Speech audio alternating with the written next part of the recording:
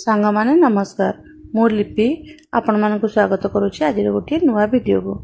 ସାଙ୍ଗମାନେ ଆଜି ଚାଲନ୍ତୁ ଆମେ ସୋୟାବିନରେ ପରଟା ବନେଇବା। ସେଥିପାଇଁ ମୁଁ ବର୍ତ୍ତମାନ ସୋୟାବିନ କିଛି ବତୁରେଇ ଦେଇଥିଲି ଗରମ ପାଣିରେ। ତାକୁ ଏଭଳି ଭାବରେ ହାତରେ ଚୁପୁଡ଼ିକି ଆପଣ ବାହାର କରିନେବେ। ଏ ସୋୟାବିନକୁ ସବୁ ଭଲ ଭାବରେ ଚୁପୁଡ଼ି ଦେବେ ଯେମିତି ତାର ପାଣି ଅଂଶ କିଛି ରହିବ ନାହିଁ। ଦେଖନ୍ତୁ ତାପରେ ସେଇ ସୋୟାବିନ ଗୁଡ଼ିକୁ ଆମର ଗ୍ରାଇଣ୍ଡର ଜାରରେ ପକେଇକିରି ଭଲ ଭାବରେ ଗ୍ରାଇଣ୍ଡିଙ୍ଗ କରିନେବେ।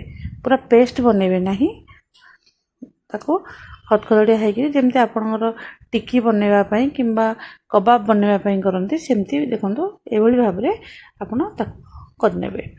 ଏବେ ଦେଖନ୍ତୁ ଏଥିରେ ଆମେ କିଛି ପିଆଜ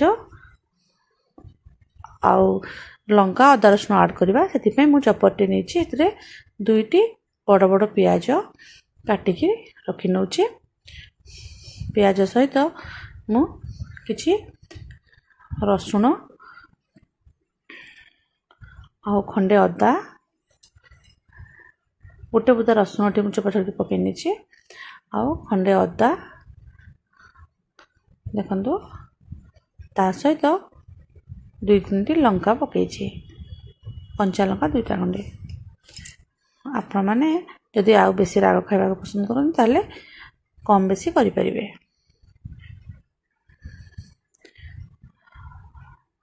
ଆକୁ ଭଲ ଭାବରେ ମୁଁ ଛୋଟ ଛୋଟ କରି ଚପ୍ କରିନେବି। ସାଙ୍ଗମାନେ ଆପଣଙ୍କୁ ଯଦି ମୋର ଭିଡ଼ିଓ ଭଲ ଲାଗୁଥିବ ତାହେଲେ ଲାଇକ୍ ସେୟାର ସବସ୍କ୍ରାଇବ୍ କରିବାକୁ ଭୁଲିବେ ନାହିଁ। ବେଲ୍ ଆଇକନ୍କୁ ମଧ୍ୟ କ୍ଲିକ୍ କରିନେବେ, ଯାହାଫଳରେ ଆପଣମାନଙ୍କ ପାଖରେ ମୋର ଭିଡ଼ିଓ ଅପଲୋଡ଼ କଲେ ନୋଟିଫିକେସନ୍ ପହଞ୍ଚି ଯାଇପାରିବ। ଦେଖନ୍ତୁ ବର୍ତ୍ତମାନ ମୁଁ ପିଆଜ ଗୁଡ଼ିକୁ ସବୁ ଭଲ ଭାବରେ ଚପ୍ କରିନେଇଛି। ଏବେ ଗୋଟେ କଡ଼େଇ ବସାଇ ନେବା। କଡ଼େଇରେ 2 ଚାମଚ ବାଦାମ ଅଏଲ୍ ଏଠି ମୁଁ ଆଡ଼୍ କରିନେଇଛି। ବାଦାମ ଅଏଲ୍ରେ ଦେହ ପାଇଁ ବହୁତ ଉପକାରୀ। ଆପଣ ମଝିରେ ମଝିରେ ତେଲ ପରିବର୍ତ୍ତନ କରିକି ଖାଇବା ଉଚିତ। ତାପରେ ସେଥିରେ ମୁଁ ଯେଉଁ କାଟିକି ରଖିଥିଲି ପିଆଜ ଅଦା ରସୁଣ ତାକୁ ପକାଇ ନେଇଛି। ୟାକୁ ପକାଇ ସାରିଲା ପରେ ଆକୁ ଭଲ ଭାବରେ ଆମେ ପାଣି ଜଳୀୟ ଅଂଶ ମରିବା ପର୍ଯ୍ୟନ୍ତ, ଶୁଖିଯିବା ପର୍ଯ୍ୟନ୍ତ ଭାଜି ନେବା। ଦେଖନ୍ତୁ ସାଙ୍ଗମାନେ ଏବେ ଆକୁ ଆମେ ଭଲ ଭାବରେ ଭାଜି ନେବା। ଏଇଭଳି ଭାବରେ ଭାଜି ସାରିଲା ପରେ ଏଥିରେ ଆମେ ଯେଉଁ ସୋୟାବିନ ରଖିଥିଲା ତାକୁ ଆଡ଼୍ କରିନେବା।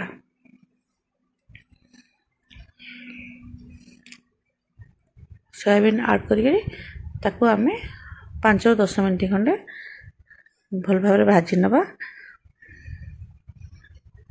ଦେଖନ୍ତୁ ଆପଣମାନଙ୍କୁ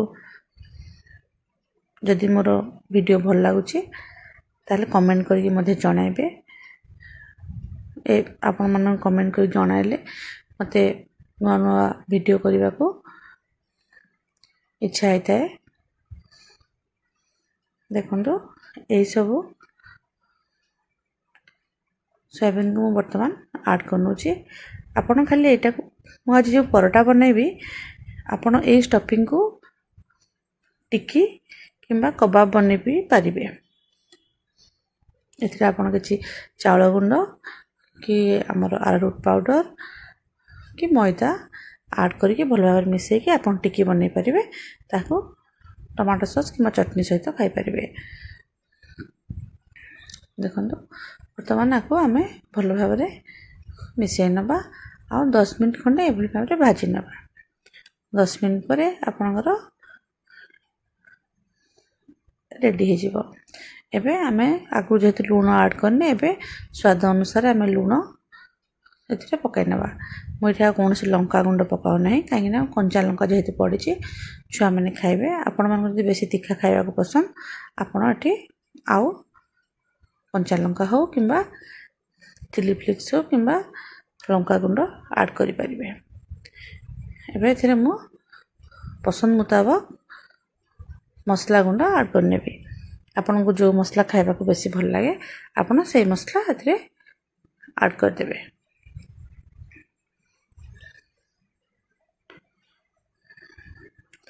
ଦେଖନ୍ତୁ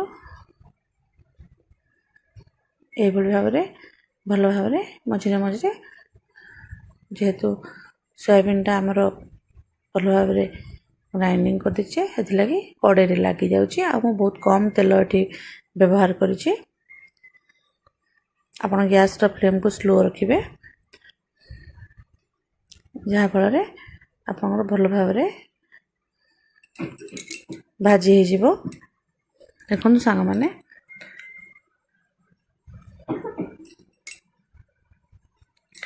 ଏବେ ମୁଁ କିଛି ମସଲା ଏଥିରେ ଆଡ଼୍ କରିନେଲି। ମସଲା ଆଡ଼୍ କରିସାରିଲା ପରେ ଆମେ ଗ୍ୟାସ୍ର ଫ୍ଲେମ୍କୁ ବନ୍ଦ କରିଦେବା। ଏଇଟା ଯେହେତୁ ମୁଁ ଆଜି ପରଟା ବନେଇବି, ମୁଁ ଆଗରୁ ଅଟା ଚକଟିକି ରଖିଥିଲି। ଆକୁ ଆପଣ 10ରୁ 15 ମିନିଟ୍ ଥଣ୍ଡା ହେବାକୁ ଛାଡ଼ିଦେବେ, କାହିଁକିନା ଗରମ ଗରମ ଯଦି ଆପଣ ଷ୍ଟଫିଂଟାକୁ ପରଟା ବନେଇବେ ତାହେଲେ ପରଟା ଠିକ୍ ଭାବରେ ହେଇନଥାଏ। ମୁଁ 10 ମିନିଟ୍ ଖଣ୍ଡେ ତାଙ୍କୁ ଥଣ୍ଡା ହେବାକୁ ଛାଡ଼ିଦେଲି। 10 ମିନିଟ୍ ପରେ ଏବେ ବର୍ତ୍ତମାନ ପରଟା କରିବା ପାଇଁ ପ୍ରସ୍ତୁତ କରୁଛି। ଦେଖନ୍ତୁ ବର୍ତ୍ତମାନ ମୋର ସବୁ ଟିକି ପାଇଁ ଯେଉଁ ପ୍ରସ୍ତୁତ ଆମର କରିଥିଲି ସୋୟାବିନ୍ ଥଣ୍ଡା ହେଇଯାଇଛି। ଏବେ ମୁଁ ହାତରେ ଯେମିତି ପରଟା କରନ୍ତି, ଟିକେ ଗୁଳା ଆଳୁ ପରଟା କରନ୍ତି, ସେଇଭଳି ଗୁଳା ପ୍ରସ୍ତୁତ କରିନେଇଛି। ସେହି ଗୁଳାରେ ବର୍ତ୍ତମାନ ମଣ୍ଡା ପିଠା ଗଢ଼ିଲା ଭଳିଆ ମୁଁ ଗଢ଼ିକିରି ପୁର ଦେଇକିରି ଗଢ଼ି ନେବି। ତାପରେ ତାକୁ ଯେଭଳି ଭାବରେ ଆପଣ ଆଳୁ ପରଟା କରିଥାନ୍ତି ସେଇଭଳି ଭାବରେ ଆପଣ ଏହି ପରଟାକୁ ବନେଇଦେବେ।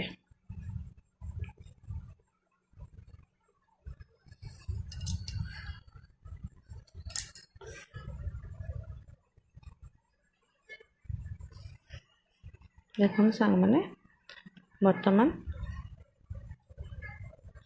ମୁଁ ଏଇଭଳି ଭାବରେ ସବୁ ଗୁଳା କରିଦେଉଛି।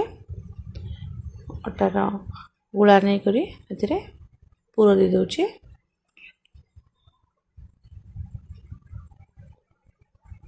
ଆପଣ ଯେତେ ଦେଇପାରିବେ ପୁର ଅଧିକ ସେତେ ଆପଣଙ୍କର ପରଟାଟି ଟେଷ୍ଟ ଲାଗିଥାଏ।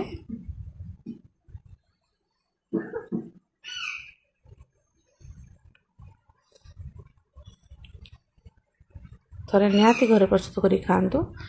ଆଉ ଏହା ଯେହେତୁ ବହୁତ ହେଲ୍ଦି, ଛୁଆମାନଙ୍କୁ ମଧ୍ୟ ଦେଖନ୍ତୁ ଏବେ କିଛି ଶୁଖିଲା ଅଟା ଦେଇ ଆମେ ପରଟାଟିକୁ ବେଲି ନେବା। ଏହିଭଳି ଭାବରେ ଆପଣ ବେଲି ନେବେ। ଦେଖନ୍ତୁ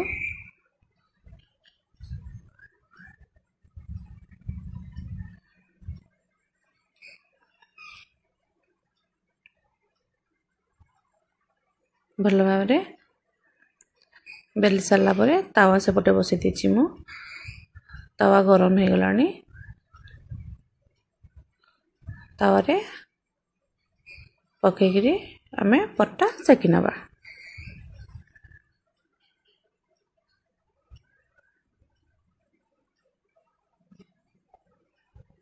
ଦେଖନ୍ତୁ ସାଙ୍ଗମାନେ ବର୍ତ୍ତମାନ ମୁଁ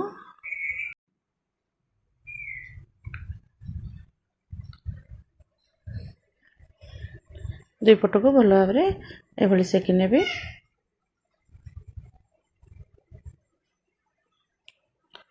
ଦେଖନ୍ତୁ ଏବେ କିଛି ତେଲ ଦେଇକିରି ଦୁଇ ସାଇଡ଼୍ରେ ଭଲ ଭାବରେ ଦୁଇ ସାଇଡ଼୍ ହେଲା ପର୍ଯ୍ୟନ୍ତ ସେକି ନେବି।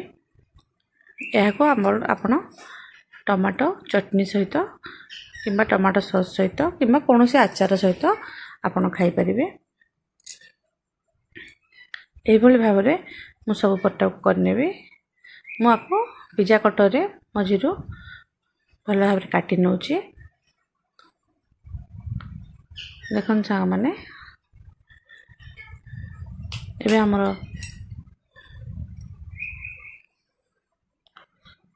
प्राय हो आसलानी माको एभली भाव भल भाव पिज्जा कटर साहाय्य चारि भाग काटि नौचे।